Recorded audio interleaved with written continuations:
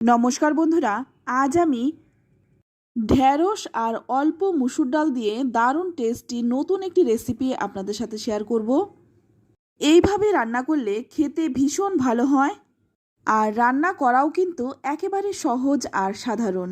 অল্প উপকরণেই তৈরি হয়ে যাবে। ভাত হোক বা রুটি, সব কিছুর সাথেই সার্ভ করতে পারেন, খেতে ভীষণ ভালো লাগে। চলুন তাহলে রান্নাটা শুরু করা যাক। প্রথমেই এখানে আমি ঢ্যাঁড়সটাকে খুব ভালো করে পরিষ্কার করে ধুয়ে নিয়েছি, কারণ ঢ্যাঁড়স কিন্তু কাটার পরে আর ধোয়া যাবে না, তাই আমি ঢ্যাঁড়সটাই প্রথমে খুব ভালো করে পরিষ্কার করে ধুয়ে নিয়েছি। এবার ঢ্যাঁড়সগুলো কেটে নিচ্ছি। তবে আমি কিভাবে ঢ্যাঁড়সগুলো কেটেছি সেটাই শুধু আপনাদের দেখানো। আমি দেখুন ঢ্যাঁড়সগুলোকে একটু তেরচাভাবে কেটে নিয়েছি, তবে আপনারা কিন্তু আপনাদের পছন্দ অনুযায়ী কেটে নেবেন। ঢ্যাঁড়স কাটার মধ্যে স্বাদের কিন্তু কোনো হেরফের হবে না। তো সবগুলো ঢ্যাঁড়স কেটে তুলে নিলাম। এবার পাশে রেখে দিয়ে নিয়ে নিলাম একটা পাত্র। এর মধ্যে নিয়ে নিচ্ছি অল্প একটু মুসুর ডাল। এখানে আমি 2 চামচের মতো মুসুর ডাল নিয়ে নিলাম। এবার 3-4 বার করে জল পাল্টে পাল্টে ধুয়ে নেব। তবে প্রথমেই কিন্তু ডালটাকে খুব ভালো করে কচলে নিতে হবে।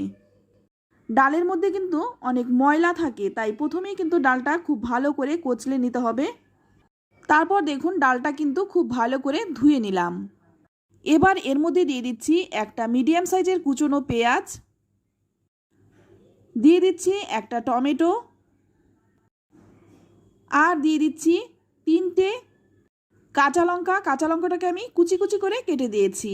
আর একটু ধনে পাতাগুলোও কিন্তু একদম মিহি করে কুচিয়ে নিয়েছি। সঙ্গে দিয়ে দিলাম স্বাদ মতো লবণ, সামান্য একটু হলুদ গুঁড়ো, আর দিয়ে দিচ্ছি খুব সামান্য একটু লাল লঙ্কার গুঁড়ো। এবার সমস্ত উপকরণটাকে ভালো করে মাখার জন্য এখানে আমি 1 চামচ সর্ষের তেল দিয়ে দিচ্ছি। এই সর্ষের তেলটা দিয়ে মাখলে কিন্তু ডালের স্বাদটাও ভীষণ ভালো হয়। ভালো করে মেখে নিয়ে 10 মিনিটের মতো রেস্টে রেখে দেব। চলুন তাহলে মূল রান্নাটা শুরু করি।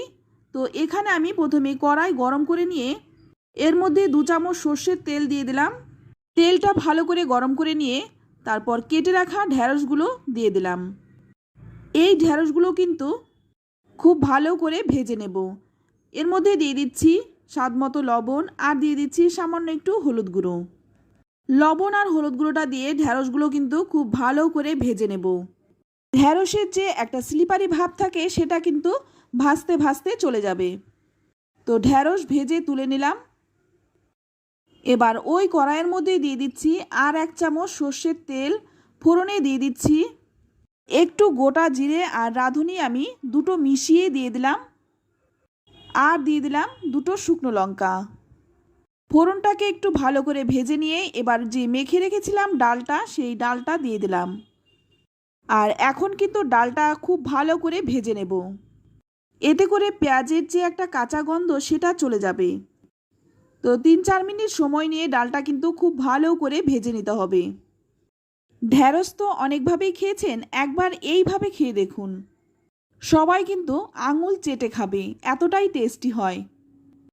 তো দেখুন ডালটা ভালো করে ভেজে নিলাম। এবার এর মধ্যে দিয়ে দিচ্ছি জল। আমি এখানে একটু মাখো মাখো করব, তাই জলটা পরিমাণ মতনই দিলাম।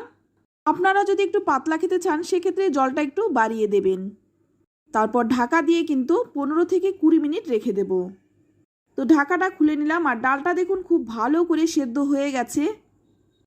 এখন কিন্তু খুব ভালো করে নেড়েচেড়ে নেব।